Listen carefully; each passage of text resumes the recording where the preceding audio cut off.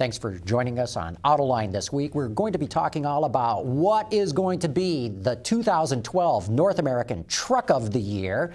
We're about to vote on that, but I've also got two jurors here joining me, and I'm on the jury as well.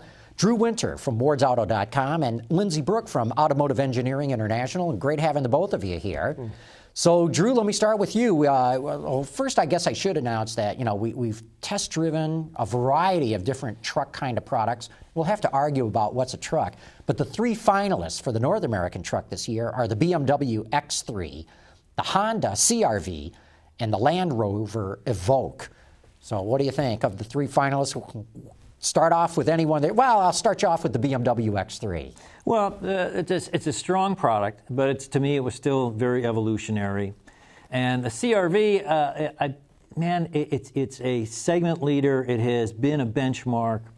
Again, not real dramatic changes, but I still think it's a strong product just because it's a 99% car out there, and some of the other two are on the high end of the scale, And they're 1%er cars. Yeah, they're 1%er cars, and it gives me pause that I don't want to be picking just expensive vehicles. Mm-hmm. And I tell last year, we had some really transformational vehicles coming to pick from. I mean, a dramatically new Ford Explorer, incredibly good.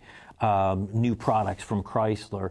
And so a little tougher to pick this year because the cars were a little less dramatic in most cases. So, but, when I look at the three now, certainly the one that stands out, just from the look standpoint is certainly the Evoque. I mean, it just, that just knocks your eyes out. Yeah. Lindsay, how do you see these three finalists? Well, it's interesting. This is the first year that I can remember that we don't have a traditional trucky truck. Like a pickup. Like a pickup, either a full-frame, truck-based SUV or an open-bed carrying vehicle like a pickup truck. So it's really forced the jury, as Drew knows very well, to look at this whole crossover thing. What the definition of a crossover is. I don't think the public really knows. I think we do as automotive journalists. It's really redefining what we're calling a truck out there today. And the list this year has been really unibody vehicles, some outright car-based platforms, some unibody but more like the Land Rover. I mean, they don't build cars, but this is a very, very, very dramatic change for them in a unibody, a more car-based kind of a vehicle. My own natural gyroscope always tends towards more affordable, quote, vehicles. So when I see the X3, which goes up to, about 40 grand, from low 30s to 40s, and then the Evoque, as much more expensive than that, I'm kind of outside my comfort zone in terms of picking a top three. But all these three were in my top four, believe it or not. So.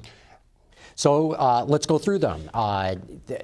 Aside from the price on them, BMW X3, what do you see as the positives of this vehicle? I think positives, previous gen vehicle, very stiff ride. I think they've really softened the ride, or made a much better ride compliant vehicle with this vehicle. Still very sporty. I mean, I think you could extrapolate that it's a 3 Series sedan made into a utility type vehicle. I thought the steering was pretty good. I think it's the first year for an electro-hydraulic, electronic type steering in the vehicle. Still felt good, had good BMW feel. 3-liter twin-turbo i6, 300 horsepower. What's not to like about that? Although I did find that in right-off idle driving situations, it took a little bit for that system to wake itself up. It was a little sluggish, and then it kind of comes on very strong. I think just ride quality was the big delineator for me in bringing that vehicle up to the top. Okay, and Land Rover Evoque? Land Rover Evoque, wow. You talk to your former guests about styling and passenger cars, but that really does it to me. And I do argue that styling is part of the normal buying experience. The car looks like a concept vehicle on the road, and it's really directly derived from the LRF, which was their concept vehicle for 2007, 2008, something like that, transforming that show car to the street. I mean, everywhere I parked that thing, people would walk up. It was just honey to the bees. And how about the Honda CR-V? I agree with Drew. evolutionary vehicle. It's got some features that are moving it forward. I think Honda, like BMW, recognized that the overall package, the overall vehicle size, really can't be messed with that much to keep it in the compact CUV space, so to speak. You don't mess with that. Vehicle really didn't grow in size. It's got some surprise and delight features. It's got a rear seat that's kind of one pull, spring-loaded. Seat goes down. That was a good feature for me. It's got some other things maybe we could talk about in terms of being semi-un-Honda-like, a noisy, somewhat vibratory engine that's just out of character for that brand. And only a 5-speed automatic transmission in a day where companies like Chrysler are on the verge of coming out with 9-speed automatics. So yeah. Honda seems to be behind the curve here technologically. Yeah, I think 6-speed automatics are kind of the industry standard these days.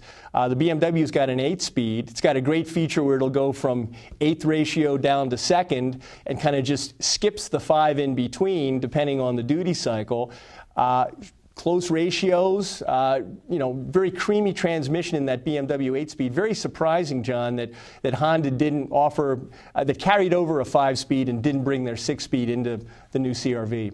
Well, you got to remember, Honda's under a lot of cost pressure with the value of the yen and everything else they're going through. So they're trying to deliver value, and I think the average CR-V buyer isn't going to know the difference between a 5-speed and a 6-speed.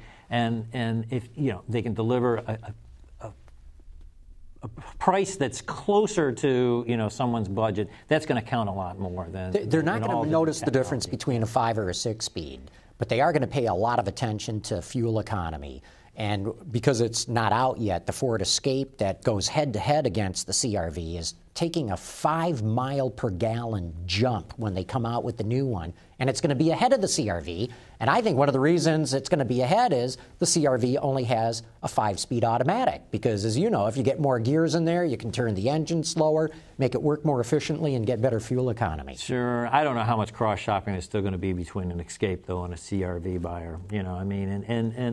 You could argue all you want, but Honda's done a very good job in that segment with that vehicle. And even though they are under pressure, I think they're still going to do pretty well. And I mean, our colleagues have argued bitterly about what happened with the Jetta, for instance, and thought it was just so disastrous that VW had the nerve to take out costs out of the Jetta, and sales are up 60%. It's not just a little bit successful. It is tremendously successful, and they clearly ignored everything that we said was wrong with the Jetta. We, the media, who know everything that they should be doing. The other issue with Honda, too, is their fleet fuel efficiency picture is really pretty good compared to, say, Ford's. Yes. They don't build big vehicles.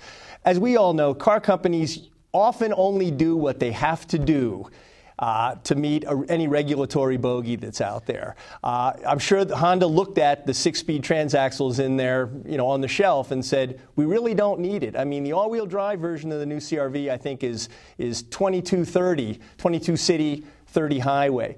I think you're right that a 6-speed could have maybe brought it into maybe 32 mpg, something like that.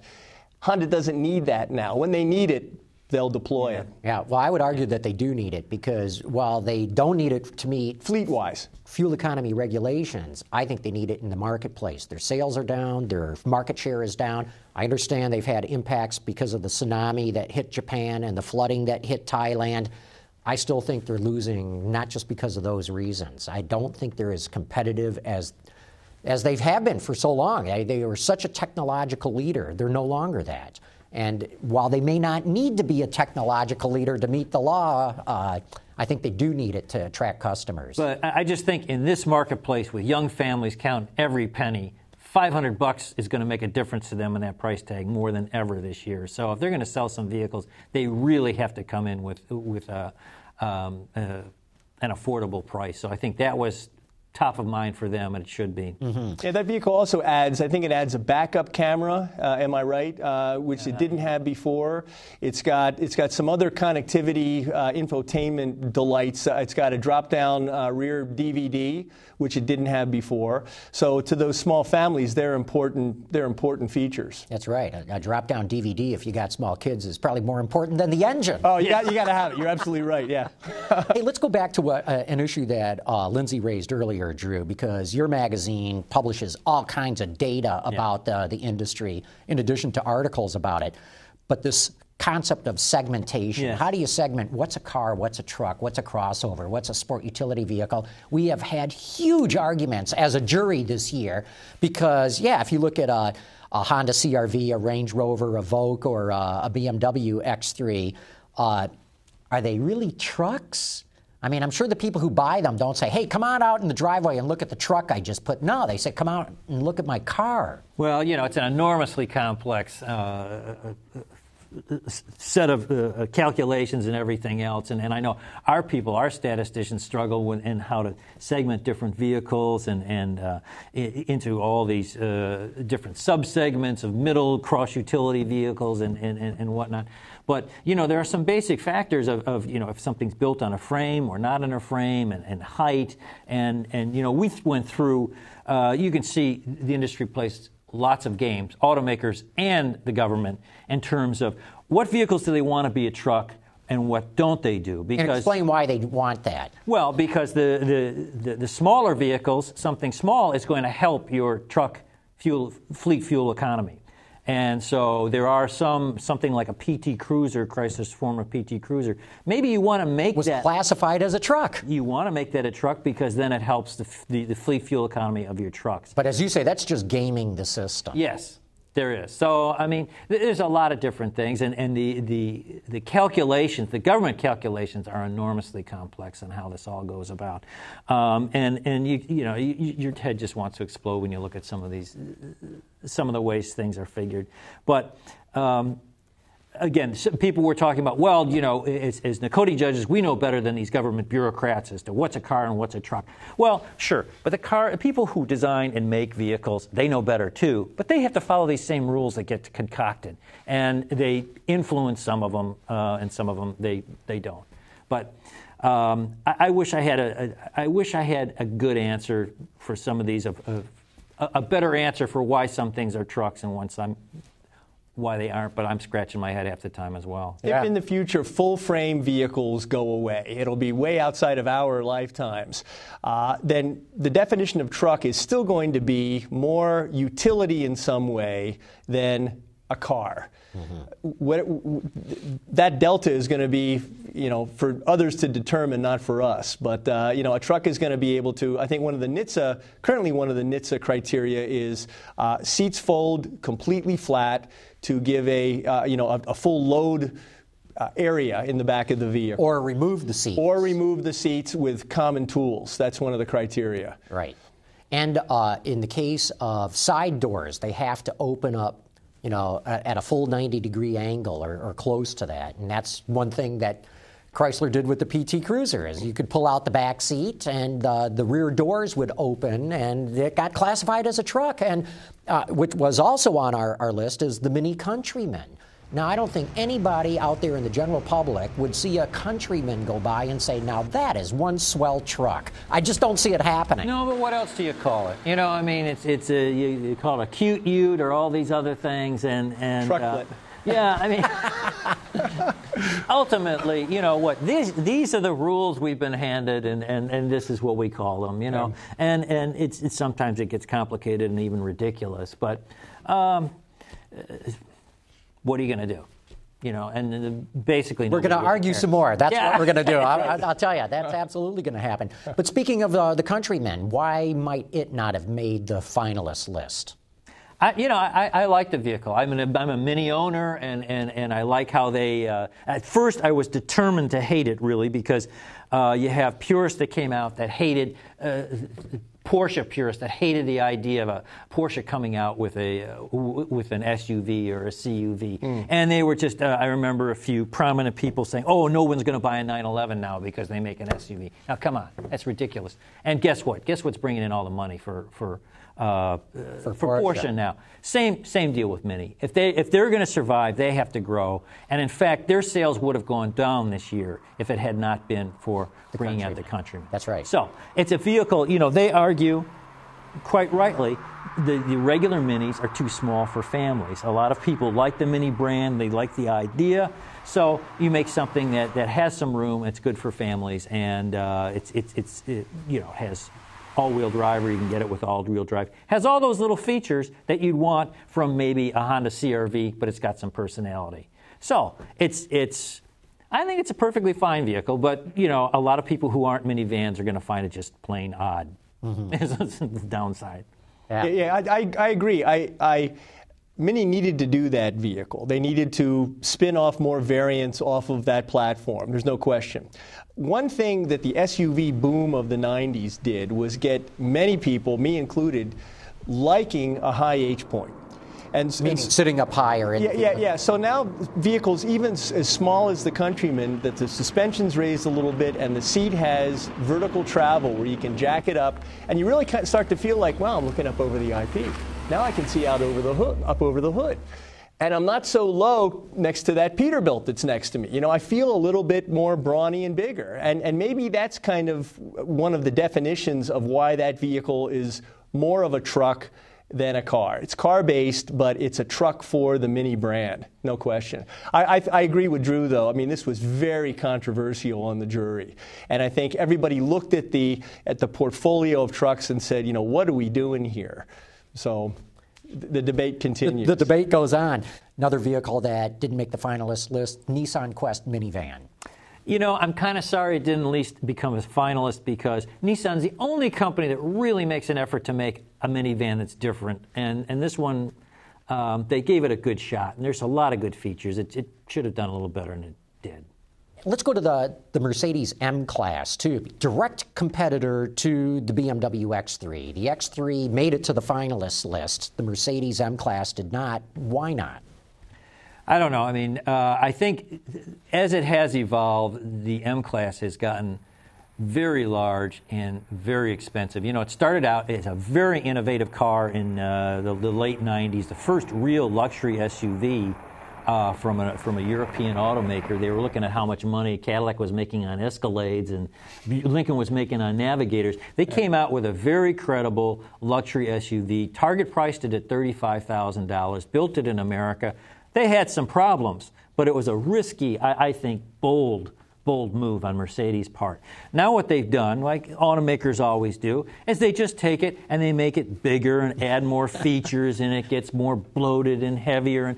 And the newest M-Class it's very nice. I mean, I drove one with a diesel engine that had, tons of torque and was very pleasant to drive. But our tester was $68,000. And I think the price tag, I think the size, the weight, and just the overall sort of excessiveness of where the M-Class has kind of gone has kind of took it out of the running. Yeah, agreed, and more evolutionary to me than the Evoque, which was really a big leap ahead. The M-Class is kind of what I expected the M-Class in this generation to evolve to. And again, with Drew, the loaded ones are really, pushing $70,000 at this point. So, if you're going to vote and you're looking at, say, Evoque, and really M-Class is more of a X5 competitor than an X3 competitor, even though, as we mentioned before, X3 has been moved up a little closer to X5. It's really more of, competing against the bigger BMW. I love the M-Class. I thought it was terrific. But, when I try to figure out, well, why did the X3 make the finalist list and not the M? The M is just a very nice replacement for what was out there. Agree. The X3 BMW, I thought really took that whole package up a notch. So while there's nothing wrong with the Mercedes, it's a very nice vehicle, I thought BMW made more change, really stepped it up with the X3. Well, go ahead, Drew. Well, again, and we're talking about truck of the year here. So we want something that really, to me, again, represents something significant that went on in the marketplace, was going on, something that is influential. And fine, this one it's expensive, it's low volume, but I think the design is so dramatic that it just, I think when people saw it, it takes your breath away, and you can't believe that it's a production vehicle. That is suddenly telling people that in this segment here now, this notoriously boring segment of cross-utility vehicles and family movers, that, hey, you know what? Design can play a role. And they got serious. Somebody put their job on their line, or a number of people put their jobs on the line when they looked at that car and said, okay, we're going to stick with this concept car design. I don't care, and if it doesn't fly, I'll probably get fired, but I'm going to do it. And I like that. I think we should reward that kind of thinking. Well, I think you got to credit Jerry McGovern. This, to me, is the best design he's hit in his career. Former Ford designer, did some interesting concepts. I mean, this is really putting his production stamp on a vehicle that. Also, the product planners were bold in saying the first compact utility to have both a 3-door body style and a 5-door body style. Yeah. So it kind of breaks the segment in that regard, too. I found the coupe to be, a real magnet in terms of attracting people, much less practical than the 5-door. With kids, again, it's push the front seats forward, try to squeeze people in the back. Ingress, egress is really compromised. But wow, what a styling statement. I mean, really like driving a concept car down the street. And automakers talk so much about making vehicles that people want to drive rather than what they need to drive. You want to drive that car. You want to buy it. And that's a great point. That explains it in a nutshell right there. People do want to be inside that car. Yeah. They really do, just because of the way it looks. Now, they want to be seen in that. Another thing, too, is Land Rover has this go-anywhere safari background, the British Jeep, really heritage. And this is the first vehicle. Range Rovers have always been able to be as capable on-road as off-road. That's clear. This is really more biased, I felt, to pavement, although I did take it off-road a couple times. It's got a speed-adjustable hill descent control, which I thought was really a cool factor. The only thing is the area that I was driving it off-road, the vehicle I drove was this electric metallic green, Kermit the Frog kind of green that, people could see me for miles away, and I think I was trespassing at the time. but nonetheless, you were looking good. Looking good and still a pretty capable vehicle off-road. Mm-hmm. Yeah, I've always felt that Land Rover compromised too much for the off-road capability.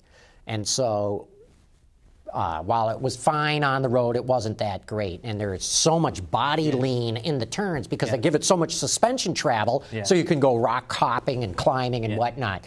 And the Evoque a little less so, but I still think there's an awful lot of body lean in that car. Yeah. And I wonder how many people really, truly take their Land Rover seriously off-road. I'll bet it just doesn't happen. Not the ones that are bought in the United States. Those are luxury vehicles. At the most, as we've all joked about, they might have to go over one of those cement blocks in a parking lot, just to bring you to a rest, and they'll go over that, and that's about it. Yeah. My main concern with the Evoque is getting out of it, finally saying, is this too much sizzle and no steak? We do have a 2-liter 4-cylinder turbo in there. Ford engine, too. Yeah. It's a pretty stiff tariff for what we're looking at if you take away the design element. But you know what?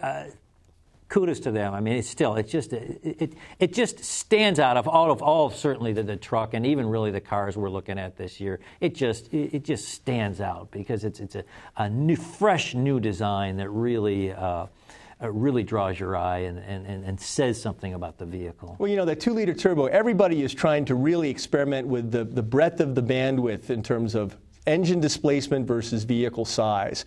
I think this vehicle teaches the industry a couple lessons. Is you can do it. It doesn't have the X3 kind of rocket feel, but it does a pretty good job. The other thing is, the planners took 200 pounds out of this vehicle compared to the old Freelander, which was a smaller vehicle. And the industry is trying to look at lightweight material solutions. I think there's some lessons here for other automakers in competitively tearing down this vehicle to see how they created this package, which, by the way, if you compare it to, say, an early 2000s Explorer, it's a bigger vehicle.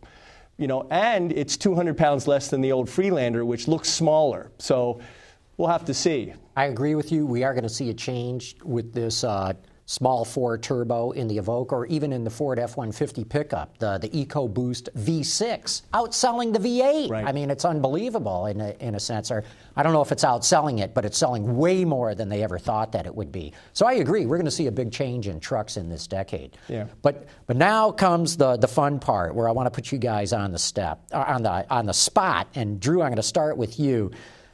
The 3 finalists are the BMW X3, the Honda CR-V, and the Land Rover Evoque. Which one do you think the jury is going to choose as car of the year? Not what one you would choose. Yeah. What do you think the jury's going to choose? I still think it's going to be the Evoque. Okay, Lindsay, what do you think? I agree. I think this is going to be a bold move by the jury, but I think it's undeniable. Well, you guys might be persuading me. I was going to say the BMW X3, but now that I hear you guys, I guess I'll cave to peer pressure and say it'll be the Evoque as well. Well, you know, Drew had mentioned earlier, I mean, there is kind of an industry element to this North American Car and Truck of the Year. You can look at East Liberty-built CR-V and Spartanburg-built X3 as being, quote, American or more American vehicles, at least the manufacturing basis here. And here we've got this Brit vehicle. You know, who knows? There might be some of that in the voting, but I just think the styling is just too knockout. Yeah. Oh, one quick one. The Saab 94X was on the list. Yeah. Getting any points from you guys? No. Yeah, no. It didn't for me, but I'll tell you, I wish Saab had done something like this 5 years ago, 10 years ago. You know, there's some things to like about that vehicle. It's too late. Yeah. It's too late. Yeah. Woulda, shoulda, coulda. You bet. Hey, Drew Winter from wardsauto.com, thanks so much for coming on Autoline. Lindsay Brooke with Automotive Engineering International. Great having the both of you here. We're going to be arguing about this for some time to come, but enough arguing for this show. Thanks, folks, for having tuned in.